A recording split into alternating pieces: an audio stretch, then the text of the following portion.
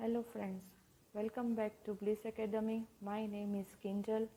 A Letter to God, जिसके writer है GL फ्यून्स। Last video में हमने इस चैप्टर की पूरी एक्सप्लेनेशन समझी थी। नाउ अभी हम ओरल कॉम्प्रिहेंशन चेक के सारे question answer with Hindi translation समझेंगे। So let's begin. What did Lencho hope for? Lencho को क्या आशा थी? Lencho hoped for a good rain as it was much needed for a good harvest. एक अच्छी फसल के लिए लेंचो को अच्छी बारिश की आशा थी। Why did Lencho say the raindrops were like new coins? Lencho ने बारिश की बूंदों को नए सिक्के क्यों बताया था?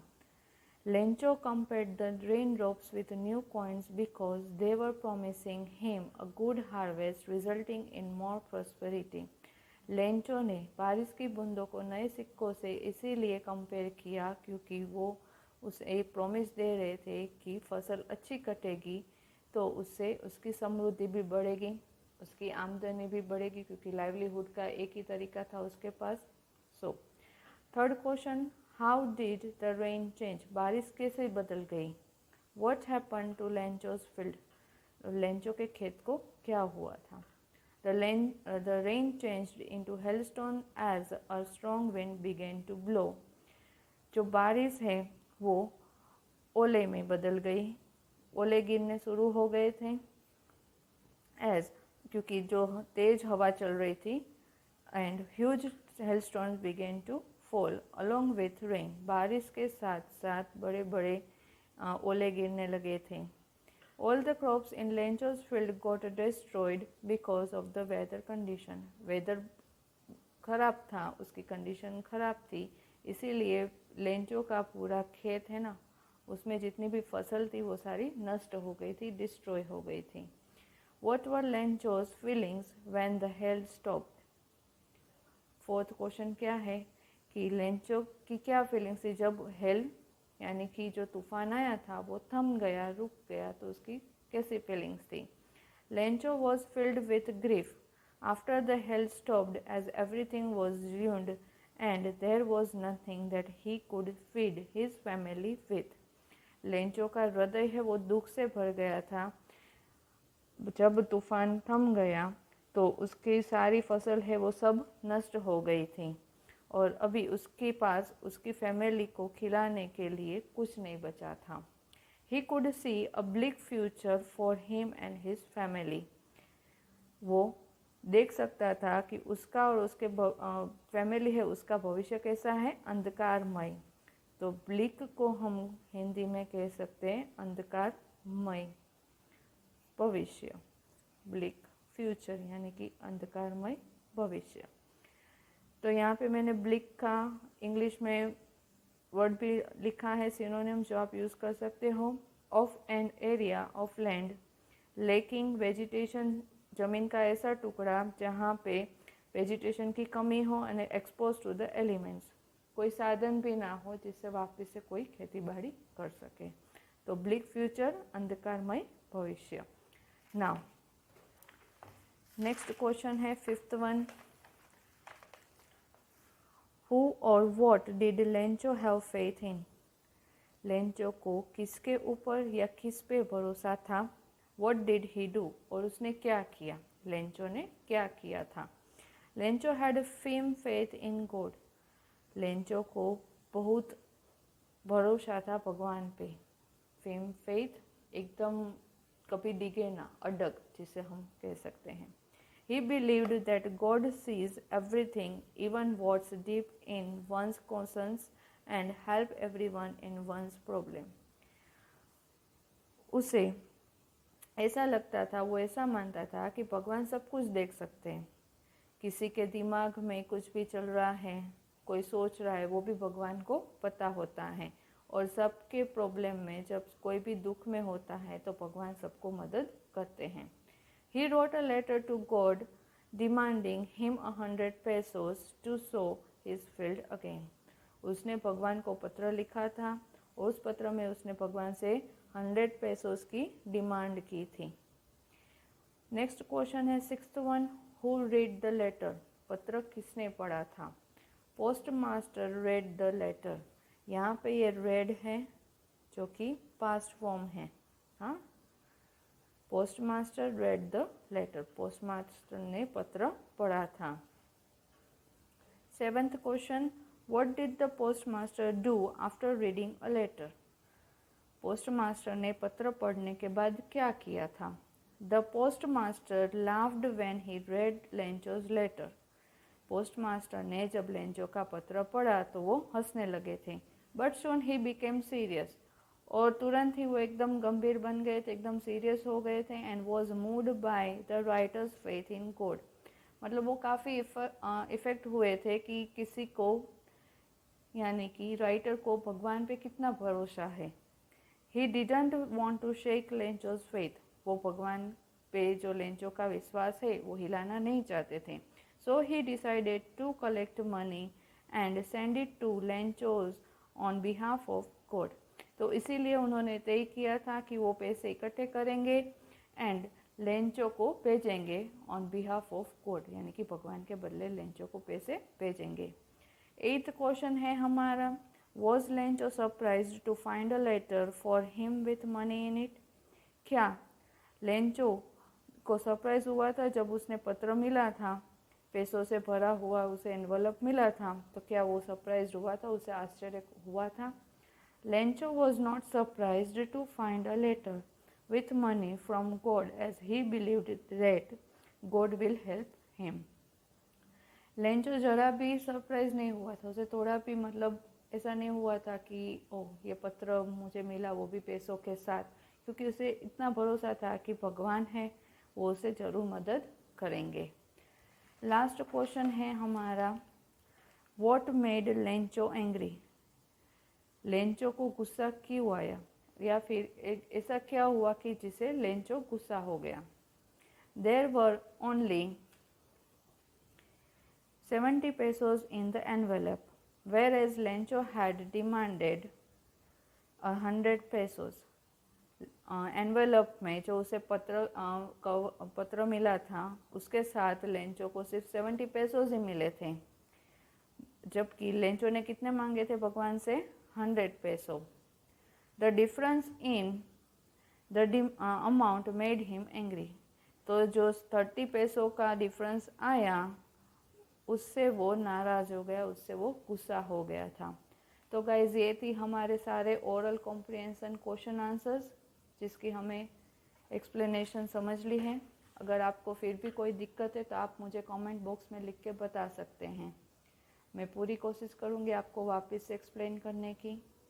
Thank you guys. और हाँ, अगर आपने अभी तक मेरा चैनल सब्सक्राइब नहीं किया है, लाइक नहीं किया है, तो लाइक करें, सब्सक्राइब करें और अपने फ्रेंड्स से शेयर भी ज़रूर करिए। Thank you. Hi guys, welcome back to Bliss academy. My name is Kinjal. Chapter 1, a letter to God. Last video में हमने इसके ओरल कॉम्प्रिहेंशन चेक के सारे क्वेश्चन आंसर सोल्व किए थे। आज हम थिंकिंग अबाउट द टेक्स्ट के सारे क्वेश्चन आंसर सोल्व करेंगे with Hindi translation. So let's begin. First question is, who does Lencho have complete faith in? Lencho को किसके ऊपर सबसे पूरा भरोसा, सबसे ज़्यादा भरोसा था? Which sentences in the story tell you this? और कहानी में ऐसे कौन से वाक्य हैं जो आपको ये बताते हैं?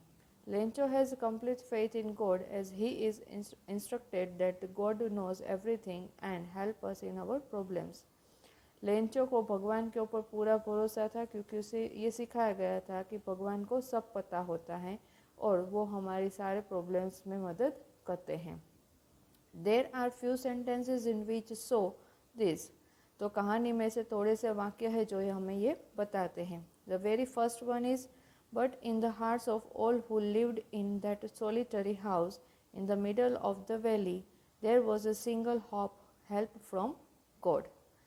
तो हमने ये पूरी स्टोरी पढ़ी थी। हमारा चैप्टर जब हमने एक्सप्लेन किया था तब मैंने आपको बताया था कि घाटी में एक अकेला घर था। वहाँ पे उस घर में रहने वाले सारे सदस्य, सारे मेंबर्स, सबके दिल में एक ही नाम था कि जहाँ से उनको मदद मिल सकती है और मिलेगी, वो है भगवान। Second point, all through the midnight Lencho thought only of his one help. The help of God. पूरी रात लेंचो एक ही मदद के बारे में सोच रहा था, वो थी भगवान की मदद। Whose eyes, as he had been instructed, see everything, even what is deep in one's conscience. Lencho को सिखाया गया था कि भगवान की आंखें सबको देख सकती हैं, हर तरफ क्या हो रहा है वो भगवान को पता होता है, और वहाँ तक कि किसी के दिमाग में क्या चल रहा है, सही गलत, वो भी भगवान को पता होता है। Third point is God he wrote, if you don't help me my family and I will go hungry this year. जब उसने पत्र लिखा तो उसने शुरू किया था, भगवान अगर आप हमें मदद नहीं करोगे तो इस साल मैं और मेरी फैमिली भूखा रहेंगे। Fourth point is he wrote to God on the envelope. Envelope के ऊपर उसने, जहाँ पे हम सैंडल को लिखते हैं तो वहाँ पे उसने लिखा था टू गॉड, भगवान को। Put the letter inside and still troubled went to town. उसने पत्र को एनवेलप में डाला, फिर भी वो थोड़ी सोच में था, थोड़ी उलझन में था, और वो टाउन गया था। लास्ट है God could not have made a mistake. उसको, लेंचो को इतना भरोसा था कि भगवान कभी भी भूल नहीं कर सकते, कभी भी मिस्टेक नहीं करेंगे। Nor could he have denied Lencho what he had requested। और वो कभी भगवान लेंचो को मना भी नहीं करेंगे, लेंचो ने भगवान से जो भी मांगा है भगवान उसे देंगे। The very next question is second one, why does the post master send money to Lencho. Post master ने लेंचो को पैसे क्यों भेजे हैं। Why does he sign the letter God. और उसने जो लेटर लिखा उसमें उसने एज ए गॉड साइन क्यों किया। The answer is the postmaster sends money to Lencho in order to keep Lencho's faith in God alive। Postmaster ने Lencho को पैसे इसीलिए भेजे थे क्योंकि वो नहीं चाहता था कि लेंचो का जो भरोसा है वो भगवान के ऊपर से उठे, वो भगवान पे लेंचो का जो विश्वास है वो बनाए रखना चाहता था। And film as he was completely moved by it, क्योंकि लेंचो का जो भरोसा था वो उसका पत्र पढ़ के पोस्ट मास्टर, मतलब पूरा उनको ऐसा हो गया था कि कितना भगवान पे उसको फिल्म भरोसा है, एकदम film. When postmaster reads the letter of Lencho to God, he becomes serious and does not want to shake his faith and decide to answer the letter। Postmaster ने जब लेंचो का पत्र पढ़ा कि उसने भगवान को पत्र लिखा है तो वो सीरियस हो गया था और वो नहीं चाहता था कि उसका विश्वास हिले, और इसीलिए उसने तय किया कि वो लेटर का जवाब देगा। He gathers money with the help of his post office employees and friends on behalf of God। उसने भगवान के बदले पोस्ट ऑफिस के जो कर्मचारी थे उनसे और अपने फ्रेंड्स से पैसे इकट्ठे किए। And signs the letter as a God, और भगवान की नाम की उसने साइन की। So that Lencho's faith does not get shaken, ताकि जो भगवान के ऊपर लेंचो का जो भरोसा था वो हिले ना। Third question, did Lencho try to find out who had send the money to him. क्या लेंचो ने कोशिश की थी कि उसको किसने पैसे भेजे हैं। वाई और वाई नॉट, अगर की थी तो क्यों, और अगर नहीं तो क्यों नहीं। The answer is Lencho did not try to find out who had the money to him, who had sent the money to him. Lencho ने कोशिश नहीं की थी कि उसको किसने पैसे भेजे थे। Because he never suspected the presence of God. उसने कभी ऐसा डाउट नहीं किया था कि प्रेजेंस ऑफ गॉड यानी कि भगवान है कि नहीं है, उसको पूर्ण भरोसा था कि भगवान है। And had complete faith in God, और उसको पूरा भरोसा था भगवान पे। He could not believe that he could be anybody else other than him. Him मतलब कि God, who would send him the money.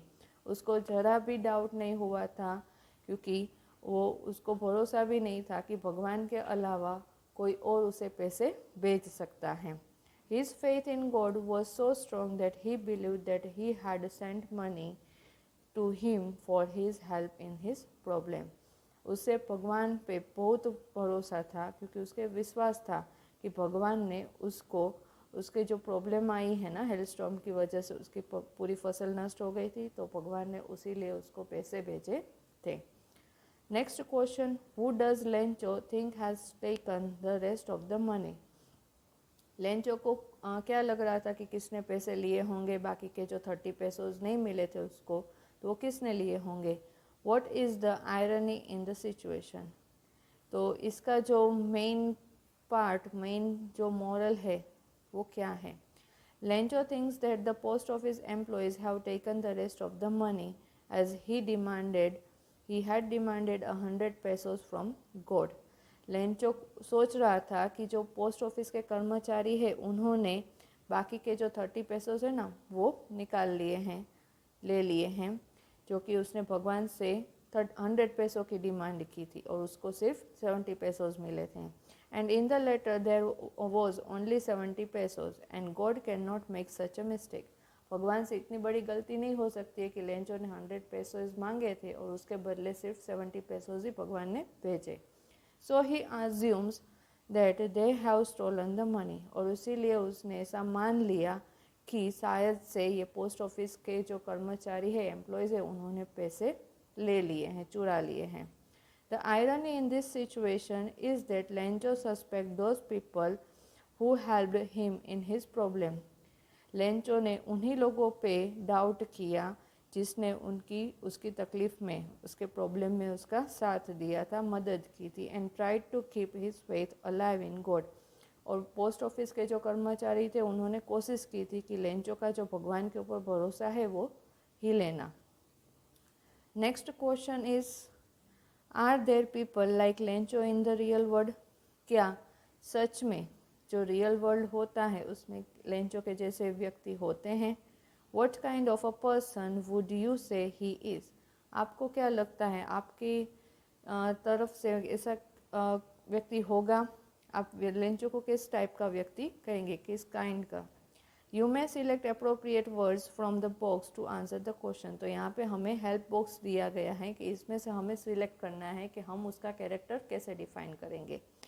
तो ग्रीडी मतलब कि क्या होता है, लालची। नेव मतलब कि इसको हम ऑनेस्ट कह सकते हैं, प्रामाणिक व्यक्ति। स्टूपिड मूर्ख। अनग्रेटफुल जिसको किसी का आभार नहीं मानना होता है। सेल्फिश स्वार्थी। कॉमिकल एंड अनक्वेश्चनिंग निर्विवाद।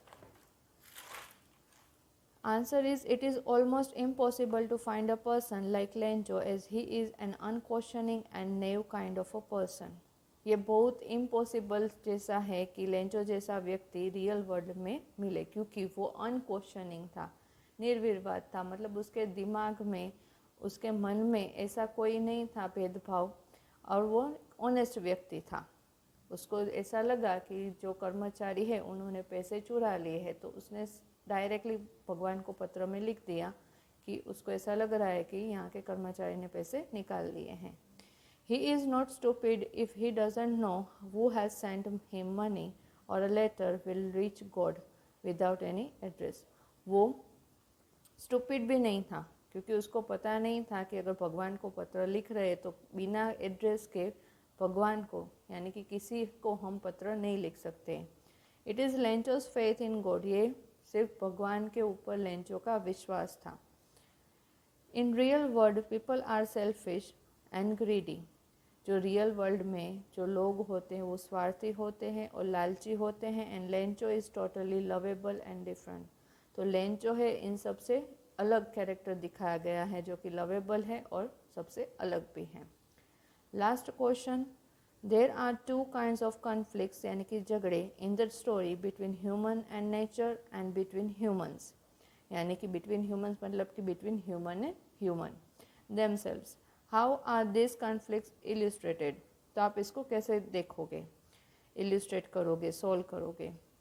तो conflict between human and nature, तो फर्स्ट हम ये सॉल्व करेंगे कि ह्यूमन मानव और प्रकृति के बीच में झगड़ा। It is illustrated by the destruction of Lencho's crop by the hailstorm, as Lencho was expecting a good rain to have a good harvest, as that was the only hope he had for his earning. ये जो है वो हम solve कर सकते हैं कि Lencho का जो पूरी फसल थी, पूरा खेत था, वो उसकी जो फसल थी वो सारी हेलस्टॉर्म की वजह से नष्ट हो गई थी।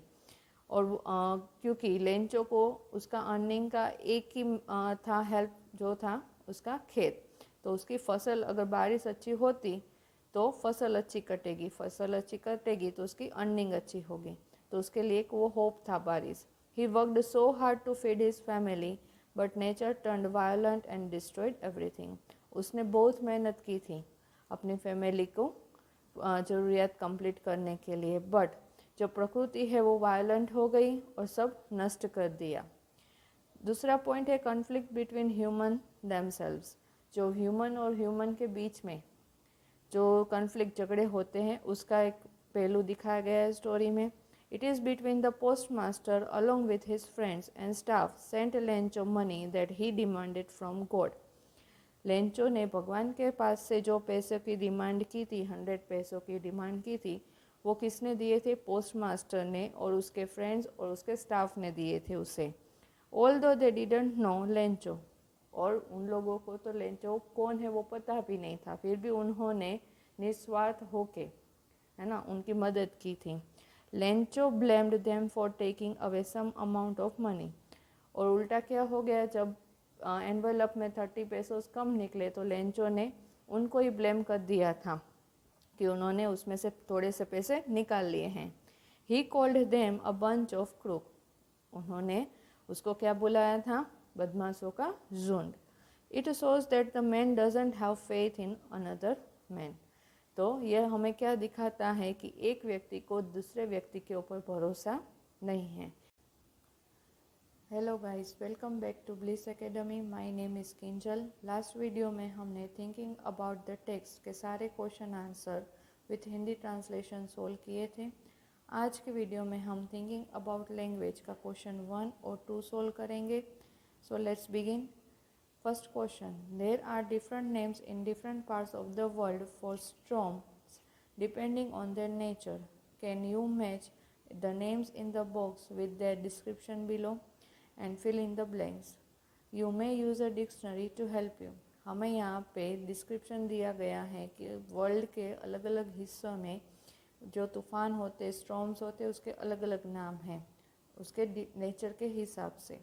So we have to fill correct answer. The first one, a violent tropical storm in which strong winds move in a cycle. तो आंसर आएगा cyclone. An extremely strong wind. The answer is gale. A violent tropical storm with very strong winds. Typhoon. A violent storm whose center is a cloud in the shape of a funnel. Tornado. A violent storm with very strong winds, especially in the western Atlantic Ocean, hurricane. A very strong wind that moves very fast in a spinning movement and causes a lot of damage, whirlwind. Question 2. Notice how the word hope is used in these sentences from the story. Stories में से ये जो sentence लिए गए हैं उसमें hope word का use कैसे होता है। First one, I hope it. तो होप इट मतलब कि hailstorm passes quickly. I hope it passes quickly यानी कि हेलस्टॉर्म जल्दी से पास हो जाए। There was a single hope, help from God. तो यहाँ पे हमें मैच दिया गया है, उसमें हमें उसके साथ मैच करना है। So match the sentences in column A with the meanings of hope in column B. तो कॉलम B में हमें hope के मीनिंग दिए गए हैं, तो हमें उसे करेक्टली मैच करना है। First one is, will you get the subjects you want to study in college? I hope so. The correct answer is B. Thinking that is would happen, it may और may not have happen. शायद से हो भी सकता है और नहीं भी हो सकता है। I hope you don't mind my saying this but I don't like the way you arguing. तो उसका सही आंसर होगा E, showing concern that what you say should not offend और disturb the other person, a way of being polite. Third one, this discovery will give new hope to HIV or AIDS sufferers. सही answer होगा ए, a feeling that something good will probably happen, शायद से कुछ अच्छा होगा. Fourth one, we were hoping against hope that the judges would not notice our mistake. तो उसका सही आंसर होगा wishing for something to happen. Although this is very unlikely, बहुत ज़्यादा उसका चांसेस नहीं है पॉसिबल होने का कि जज की नोटिस में हमारी गलतियाँ ना आए. Fifth one, I called early in the hope of speaking to her before she went to school. तो सही आंसर होगा वांटिंग समथिंग टू हैपन. हमारी इच्छा है, वी वांट कि ऐसा हो, and thinking it quite possible, और हमें ऐसा लग रहा है कि नहीं ये आसान है, हो जाएगा. Just when everybody had given up hope, the fishermen came back 7 days after the cyclone. जब सबने आशा छोड़ दी थी तो फिशरमैन 7 दिनों के बाद, जब तूफान साइक्लोन है वो थम गया, तो वो वापस आया. तो उसका सही आंसर होगा stopped believing that this good thing would happen. हम मानना छोड़ देते कि ये भी कुछ अच्छा होगा. तो गाइज़, ये था हमारा आज का वीडियो. आज की वीडियो आपको कैसी लगी है मुझे कमेंट बॉक्स में ज़रूर बताइए. Hello guys, welcome back to Bliss academy. My name is Kinjal. Last video में हमने chapter number 1 a letter to God, उसका वर्किंग विथ लैंग्वेज के क्वेश्चन नंबर 1 और 2 सोल्व किए थे.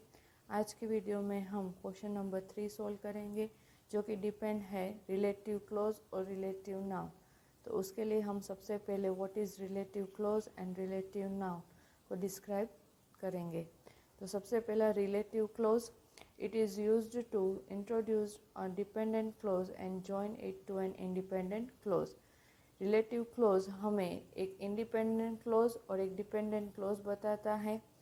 डिपेंडेंट क्लोज क्या होता है? जो इंडिपेंडेंट क्लोज के ऊपर डिपेंड रहता है. अगर हम डिपेंडेंट क्लोज को अकेले रखेंगे तो उसका हमें क्लियरली मीनिंग पता नहीं चलता है. कि शॉर्ट में हम कह सकते हैं कि वो कंप्लीट सेंटेंस नहीं होता है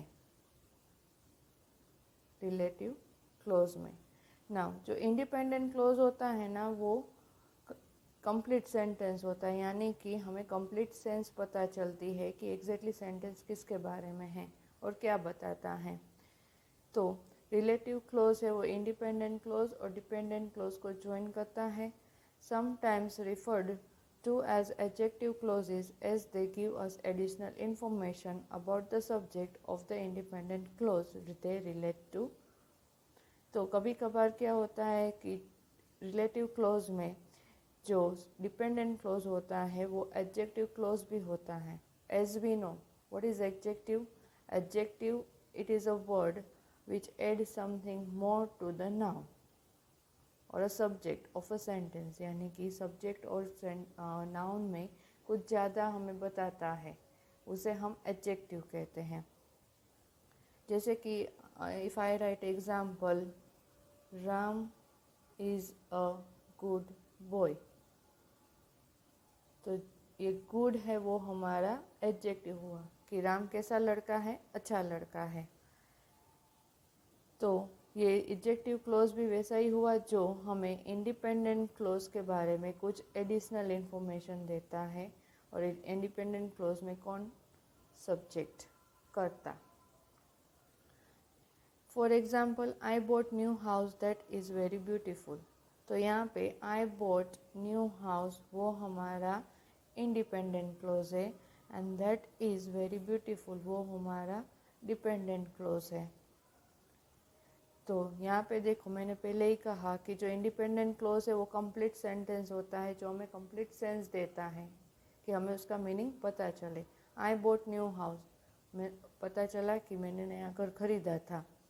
और दैट इज़ वेरी ब्यूटीफुल, तो यहाँ पे ये डिपेंडेंट क्लोज है. अगर मैं ये आई बॉट न्यू हाउस ना लिख के सिर्फ इतना लिखूँ कि दैट इज़ ब्यूटीफुल, तो पता चलेगा कि क्या ब्यूटीफुल है?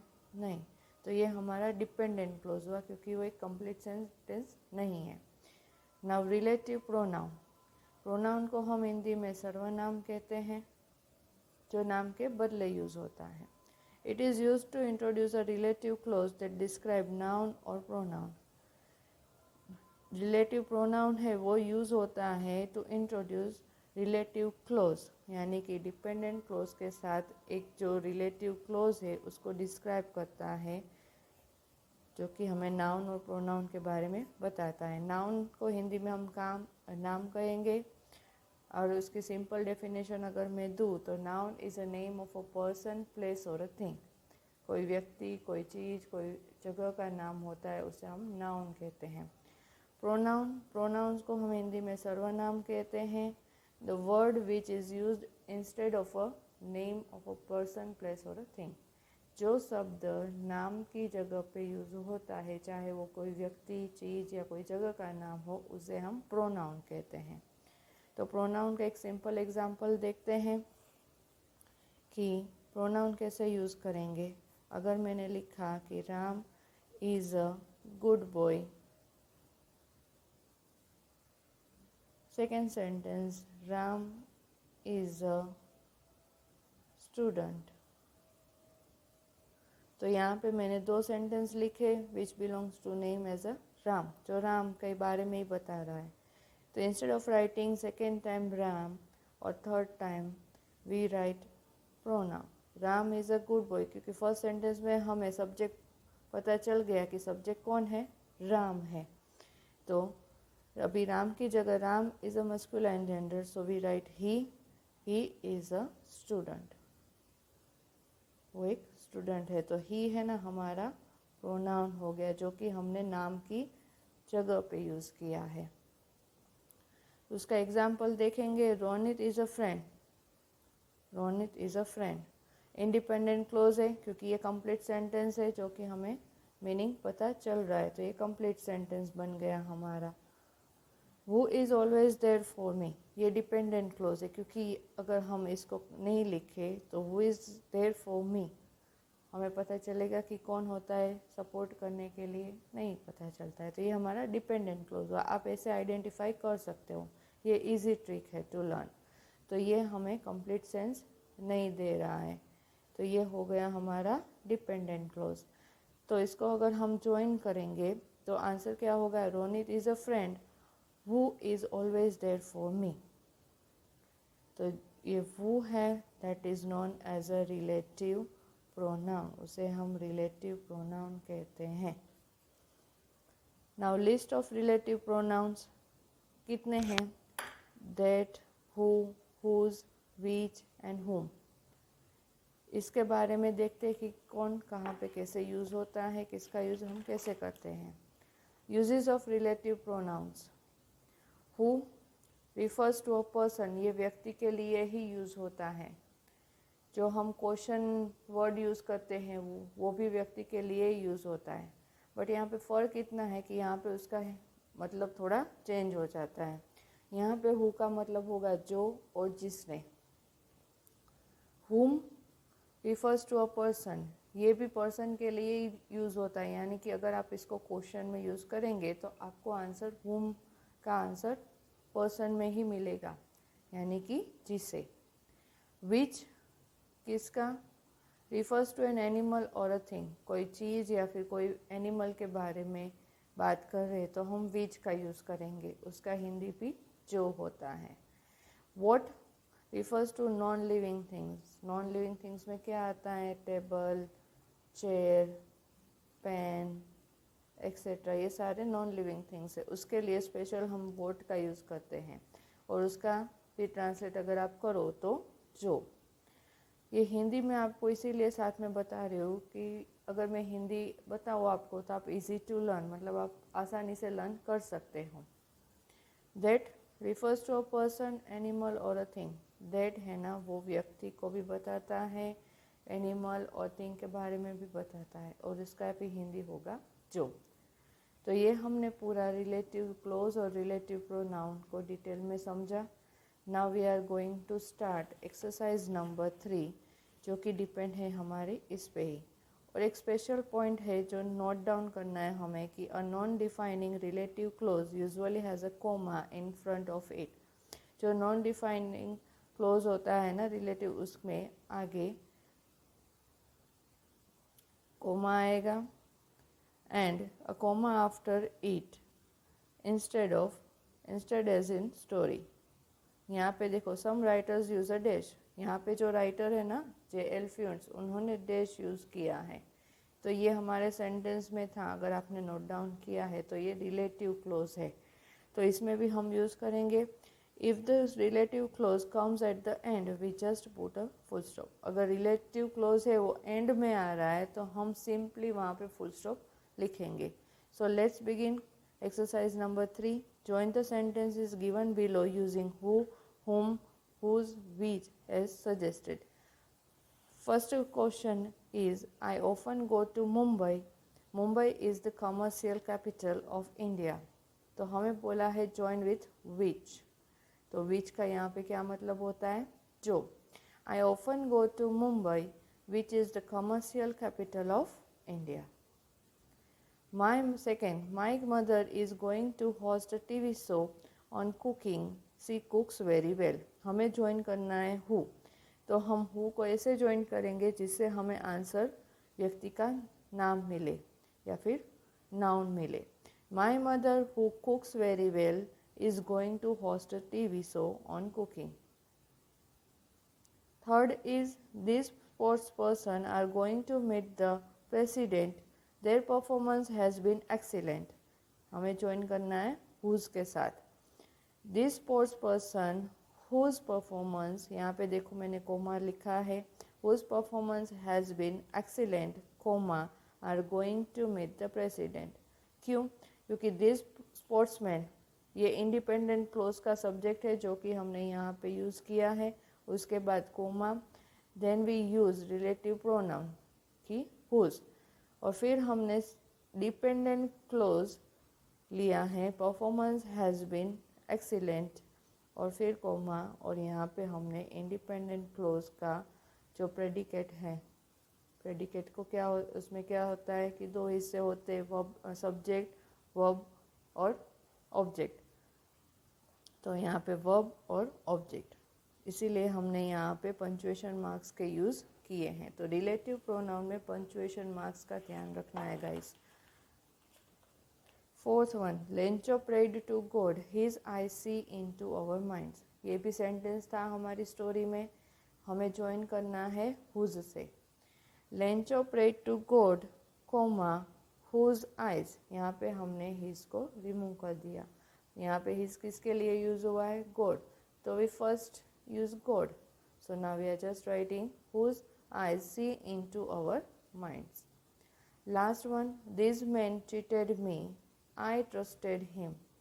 तो whom, this man who, this man क्योंकि ये यहाँ पे trusted him, ये जो him है वो कौन बता रहा है? man के बारे में बता रहा है ना? तो हमारा answer, this man whom I trusted cheated me, ये व्यक्ति जिसके ऊपर मैंने भरोसा किया था उसने मुझे चीट किया है। तो गाइज़ ये थी हमारी आज की वीडियो। आज की वीडियो आपको कैसी लगी है वो मुझे कमेंट बॉक्स में ज़रूर बताएं। मेरी वीडियो को लाइक, सब्सक्राइब और शेयर करना ना भूलें। Thank you guys.